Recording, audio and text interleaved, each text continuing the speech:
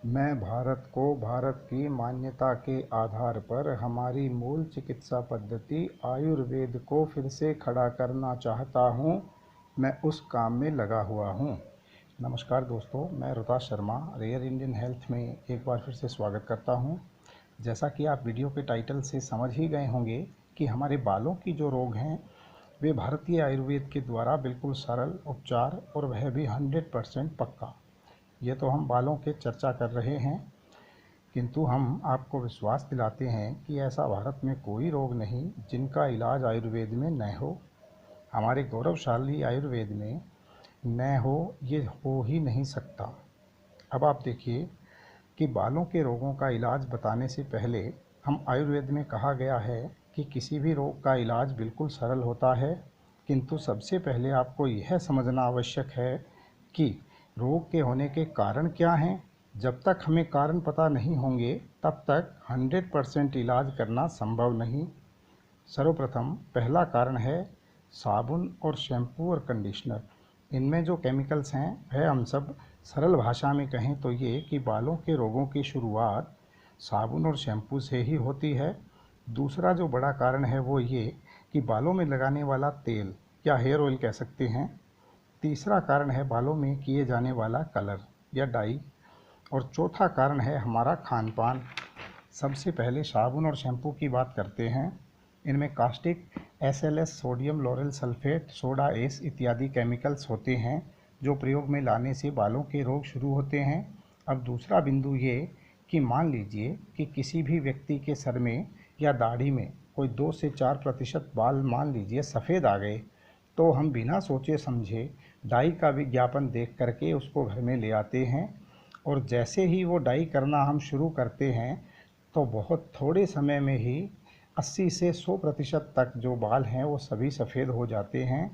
तीसरा बिंदु ये कि हम बालों में लगाने का तेल जो है वो टीवी के विज्ञापन देख करके खरीद कर लाते हैं और वह हमें बंद करना होगा।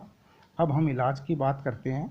सर्वप्रथम आप आज ही साबुन और शैम्पू का उपयोग बंद करें और प्राकृतिक उत्पाद जैसे दही, लस्सी, आंवला जूस, गौमूत्र, अरीठा, शिकाकाई इनसे बाल धोना शुरू करें। दूसरा बिंदु ये कि बालों का जो तेल है वो बड़ी बड़ी कंपनियां बेचती हैं, वह चाहे देशी हो या विदेशी कंपनी हो, कोई भी हो सकती है। कंपनियों के जो तेल और उनसे डबल रिफाइंड करके प्रिजर्वेंट और एसेंस के द्वारा तैयार किया जाता है और तेलों के माध्यम से जो पोषक तत्व हमारे बालों को मिलने चाहिए वे बाज़ार के ऑयल्स में नहीं होते।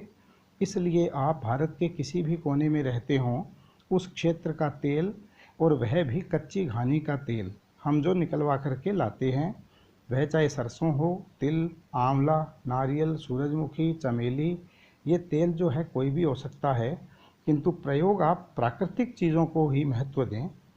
अब हम जिनके ऊपर बताए गए बालों में ऐसा कोई रोग हो उनकी बात करते हैं। पहला, आप देशी गाय का दूध को जमा करके तांबे के पात्र में 4-5 दिनों के लिए रख दें। फिर उस पर हरी हरी काई सी जमने लगेगी और उसको बालों में लगा करके 10-15 मिनट हल्के हाथ से मसाज करें और 1 घंटे बाद शिकाकाई या गौमूत्र से बाल धो लें। प्रयोग हफ्ते में 2 से ये 3 बार करें।